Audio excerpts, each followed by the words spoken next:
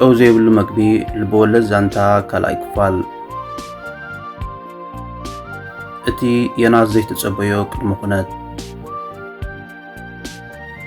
የናስ ነቲ ሳሮን ዝጸሓፈትሉ ቅድመ ኩነት ዝብል ቃል ደጊሙ ኣንበቦ እንታይ ኮን ክትብል ደልያ ወይስ ክትፍትነኒ ደልያ ኢሉ ብሓሳብ ተዋሕጠ ድሕሪ ዝተወሰነ ደቃይቕ እውን ሳሮን መለሰትሉ እታ ቅድመ ኩነት ከምዚ ትብል ነበረት የኒ ክንራኸብ ከለና ሞባይልካ ኣጥፊካ ክትመጽእ ኣለካ ካብታ ዝሰራኸብናላ ደቂቕ ጀሚርና ክሳብ ንፈላለ ዓይንና ዓይኒ ጥራይ ክንጠማመት እምበር ናብ ስክሪን ሞባይል ክንጥምት የብልናን ትብል ነበረት የናስ ብጣዕሚ ተገረመ ኣብዚ ሰብ ብሞባይል ተኣሲሩሉ ዘሎ ዘመን ከምዚ ዓይነት ሕቶ ምሕታታ ንየናስ ዝያዳ ኣግርሞ ፈጠረሉ ሕራይ ኢሉ ድማ ተሰማምዐ ንጽባሒቱ ሰዓት 4 ክኸውን 10 ደቂቕ ምስ ተረፎ የናስ ኣብቲ ቤት መግቢ ተረኺቡ ሞባይሉ ኣጥፊኡ ልቡ ከም ማሽን ክትሃርም ጀመረት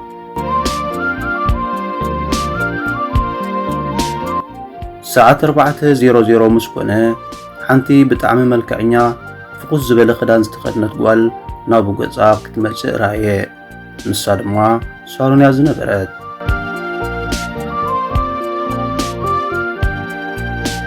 የናስን ሳሮንን ንመጀመርታ ግዜ ገጽ ንገጽ ተረኣዩ ድሕሪ ሰላምታ ንመጀመርያ ግዜ ብዘይ ምጥውዋቕ ሞባይል ካብቲ ዝተለምደ ምጥውዋቕ ስክሪን ተገላጊሎም ዕላል ጀመሩ ሳሮን ብዛዕባ ህይወታ ብዛዕባ መጽሓፍቲ እቲ ኣብ ፌስቡክ ጽሑፎ ጽሑፋት ከተዕልሎ ከላ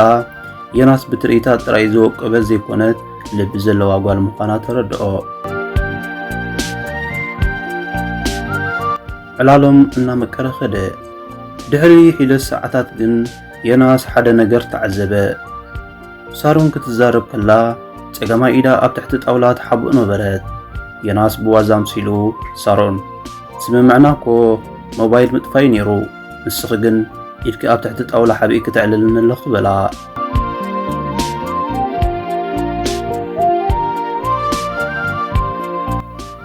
ሳሮን ፍሽኽታ ጠፍአ የናስ ሓደ ክነግረካ ዝግባእኒ ነገር ነይሩ በለት ድምፃ እናሕነቕነቐ የናስ በቲ ኣብ ገጻን ድምፃን ዝረኣዮ ምቅያር ኣዝዩ ሰንበደ እንታይ እዩ ንሱ ኢሉ ድማ ሓተታ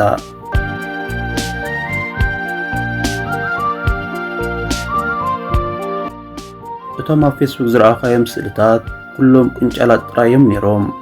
እዚ ጸጋማይ ኢደይ ትሪኦ ዶ ኣለኻ ኢላ ኢዳ ካብ ትሕቲ ጣውላ ኣውፀቶ ክሳብ መንኮባ ዝበጽሕ ናይ ሓዊ በሰላ ዝነበሮ ጸጋማይ ኢዳ ኣርኣየቶ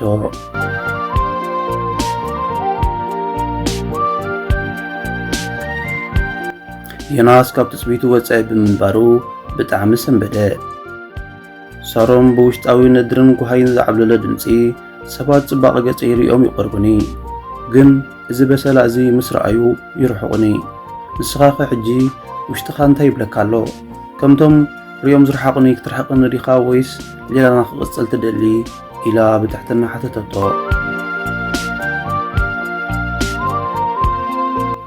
የናስ ስቕ በለ እቲ ኣብ መንጎ ክልቲኦም ዝነበረ ህድኣት ኣዝዩ ከቢድ ኮነ